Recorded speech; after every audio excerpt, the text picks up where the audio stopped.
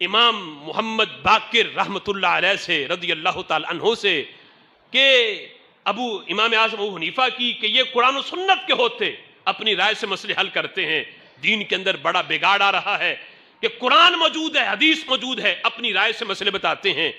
تو امام باقر نے جس وقت امام اعظم ابو حنیفہ رحمت اللہ علیہ کو بلایا اور پوچھا تو امام اعظم فرمانے لگے کہ اگر میں اپنی رائے سے مسئلے حل کرتا تو مجھے یہ بتائیں نماز افضل ہے یا روزہ افضل ہے؟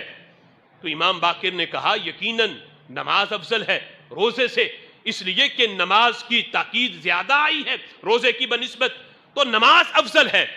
تو فرمانے لگے قرآن میں جب نماز کی تاکید زیادہ ہے، یہ قرآنی فیصلہ ہے، کہتے ہیں اگر میں اپنی رائے سے مسئلہ بیان کرتا تو میں نماز کو نہیں بلکہ روزے کو افضل کہتا۔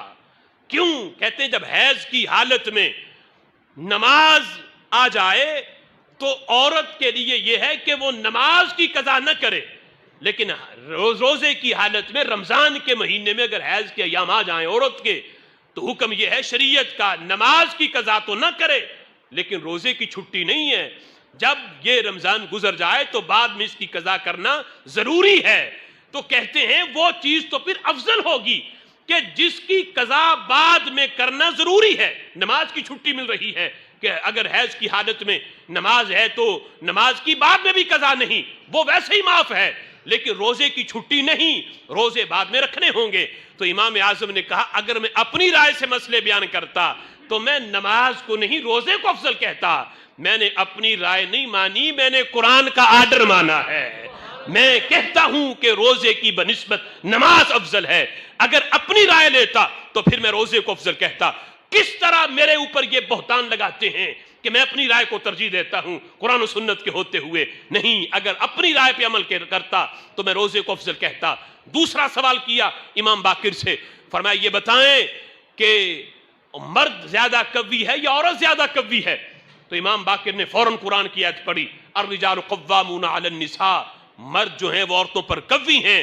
تو امام اعظم کہتے میں بھی مانتا ہوں مرد قوی ہیں، لیکن وراثت میں اللہ نے مرد کا حق ڈبل رکھا اور عورت کا سنگل رکھا۔ چاہیے تو یہ تھا اگر میں اپنی کیا رائے پہ عمل کرتا کہ مرد جو ہے وہ تو قوی ہے، طاقتور ہے، باہر نکل سکتا ہے، کام کاج کر سکتا ہے، اس کے لیے پابندی کوئی نہیں۔ عورت ویسے نازک ہے، باہر نکلنے پہ پابندی ہے، پردے کی پابندیاں ہیں، وہ اس طرح مردوں کی طرح باہر نکل کے کام کاج نہیں کر سکتی۔ تو چاہیے تو یہ تھا کہ چلو وراثت میں عورت کو زیادہ دے دیا جائے تاکہ اسے باہر جانا ہی نہ پڑے، اور مرد کو کم دے دیا جائے چونکہ وہ باہر بھی نکل سکتا ہے، اپنی حاجتیں پوری کر سکتا ہے۔ امام اعظم کہتے اگر میں اپنی رائے پہ عمل کرتا، اپنی رائے کو ترجیح دیتا تو میں وراثت میں عورت کا حصہ ڈبل رکھتا مرد کی بنسبت، لیکن میں نے اپنی رائے نہیں مانی، میں نے قرآن کا آرڈر مانا ہے۔ میں نے کہا مرد کا حق ڈبل ہے، عورت کا حق سنگل ہے، للذکر مثل حظ الانثیین۔ یہ قرآن پہ میں عمل کرتا ہوں، اپنی رائے کو میں ترجیح نہیں دیتا۔ پھر تیسرا سوال کیا، فرمایا یہ بتائیں کہ پیشاب زیادہ پلید ہے یا مادہ منویہ جو بچے کی پیدائش کا جو سبب ہے مادہ وہ زیادہ پلید ہے؟ تو امام باقر فرمانے لگے کہ پیشاب جو ہے وہ اس مادہ منویہ سے زیادہ پلید ہے، اس لیے کہ حضور نے فرمایا کہ پیشاب کی چھینٹوں سے بچو، اس لیے کہ اکثر عذاب قبر پیشاب کی چھینٹوں سے ہوتا ہے۔ تو یعنی اس سے تو بچنے کا حکم ہے۔ اور مادہ منویہ جو ہے اس کے بارے میں تو کچھ علماء کا اختلاف ہے، کچھ تو ویسے اس کو پاک کہتے ہیں اور کہتے ہیں کہ چونکہ یہ انسان کی تخلیق کا سبب ہے اور انسان میں بڑے بڑے اولیاء صوفیاء بھی ہیں، لہٰذا اس مادے کو نجس نہ کہو، یہ پاک ہے۔ تو اس لحاظ سے تو جتنا پلید پیشاب ہے، منی جو ہے وہ اس سے زیادہ پلید نہیں، پیشاب زیادہ پلید ہے۔ تو امام اعظم ابو حنیفہ رحمت اللہ علیہ فرماتے میں بھی اس حدیث کی وجہ سے جو آپ نے پیش کی ہے پیشاب کو زیادہ پلید مانتا ہوں منی کی بنسبت۔ کہتے اگر میں اپنی رائے پہ عمل کرتا تو میں مادہ منویہ کو پیشاب سے زیادہ پلید کہتا۔ کیوں؟ پیشاب کے نکلنے سے محض وضو ٹوٹتا ہے اور مادہ منویہ نکل آئے تو غسل کرنا پڑتا ہے۔ جس چیز کی وجہ سے زیادہ بڑا حکم ہو طہارت کے لحاظ سے وہ زیادہ پلیت ہونی چاہیے.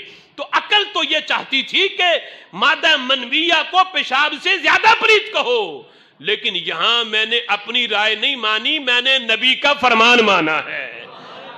اب جس وقت امام اعظم ابو حنیفہ نے یہ 3 سوال کر کے کہا قرآن مقدم حدیث مقدم ہے، میری رائے کا درجہ بعد کا ہے، تو امام باقر رحمت اللہ علیہ نے فوراً اپنی جگہ سے اٹھے، امام اعظم کے قریب آئے اور قریب آ کے آپ کے ماتھے کو چوم کے بتایا تو نے میرے نانے کا دین بدلا نہیں، میرے نانے کا دین قیامت تک کے لیے بچا دیا ہے.